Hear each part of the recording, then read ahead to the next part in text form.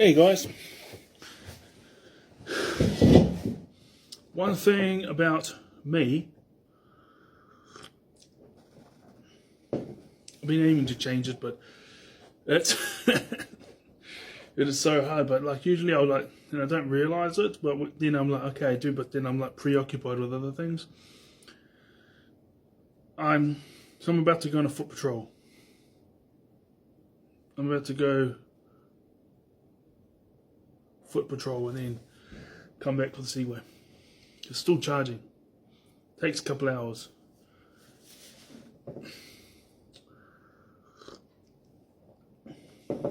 So here's the thing.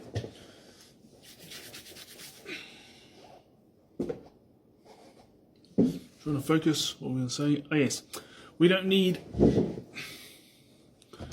neurotypicals in order for us to succeed. All we need is for them to allow us to just be ourselves. Because once we figure out what we're good at, we figure out our skills, we can hone in on our skills, put our effort in our skills and contribute to society that way. Contribute to society that way, make a living that way. Raise a family based upon the things that we're good at. And we all have different interests and hobbies. So it will take time for us to figure it out. I know what I'm good at. If I had have accepted it and not tried to be good at the things that I perceived to be far more important, then I'd be far more ahead in life than where I'm at now.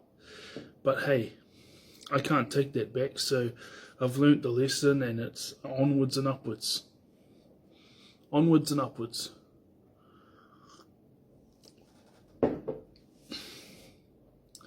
And I love my children unconditionally. Meaning if they get good results, bad results, I'll love them. I'll be disappointed in them if they don't put full 100% effort in.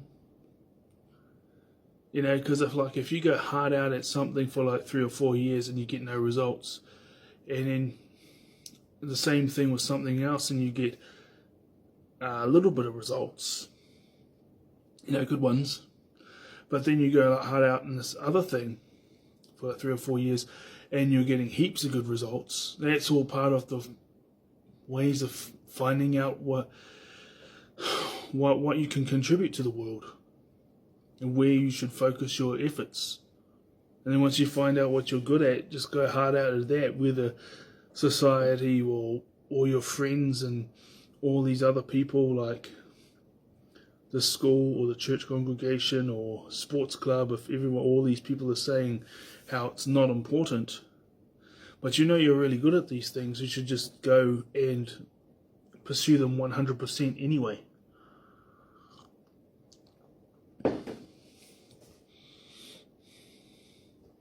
Entry level for those who have a degree in cybersecurity is a 6-figure job for 40 hours a week.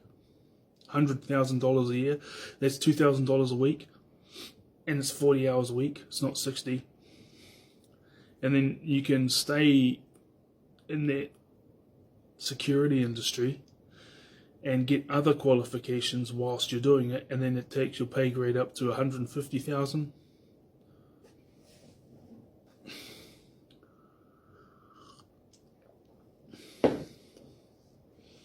It doesn't make me a millionaire, but it definitely is a real good money.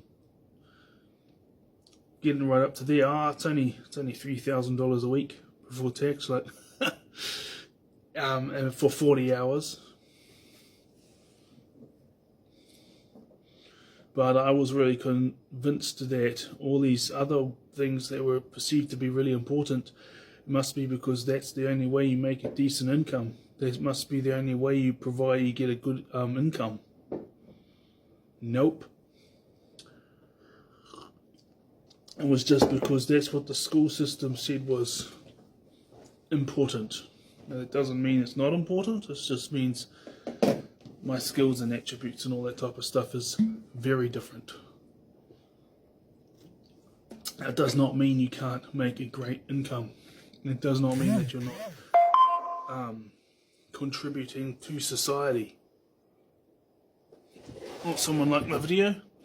Danam.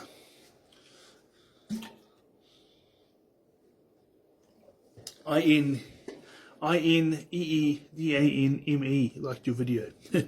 So it popped up. I notice when I get a like, and I appreciate it, you know, because some videos I get no likes, and some I get 1, and every here and there I get like 5 likes or something. So I appreciate it when someone pushes likes. I know people are. I'm just putting this out there. Let's see what happens. So in this recording, I'm going to go and go on foot patrol. Okay. What were we saying? Oh yeah. And in security, you need attention to detail. One of the traits that I have from autism is attention to detail.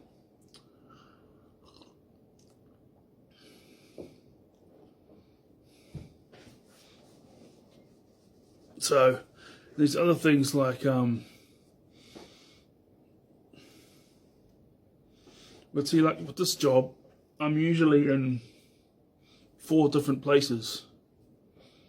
You know, like each night it's one of the main 4 places. It's like 4 different places I get put, and that's 90% of it. So there's a good amount of structure and routine, but at the same time it could be any one of those 4 positionings.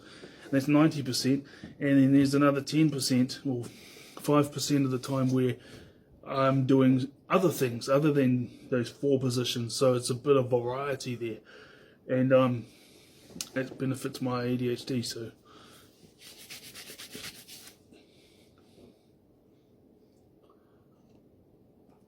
the Asperger's loves structure and logic and discipline. So whether it's just me or whatever, but all these traits of Asperger's, I've got all these traits. People always used to tell me that I was weird and all this type of thing.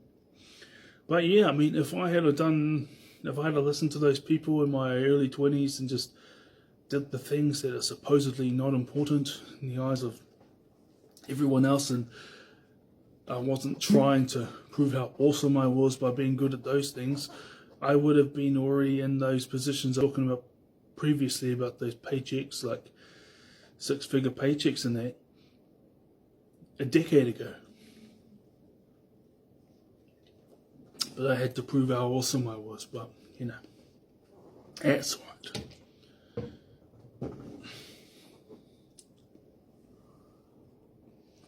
Lesson learned.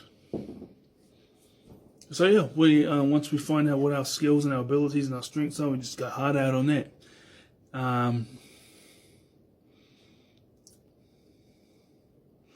We don't need neurotypicals to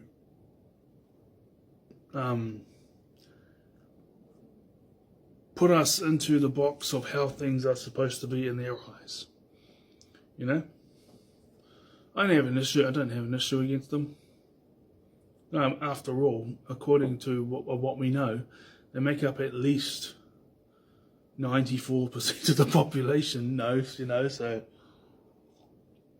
And when I say that, it's because I believe we're all human anyway. It's just I wasn't treated that way. Like, oh my God, like, you know. I've even had people say to me, if you had children, your disease would be passed on to the next generation. It would be best not to, so that they don't have to have what you have. Yeah, nah, all good. But there's others, then, like, you know, they were, even though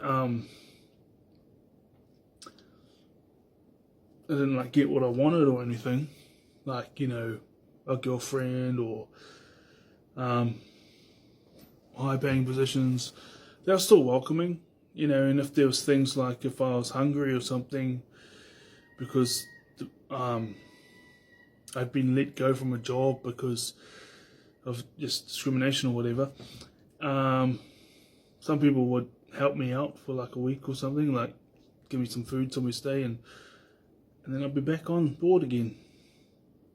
It's happened a couple of times. Bye bye.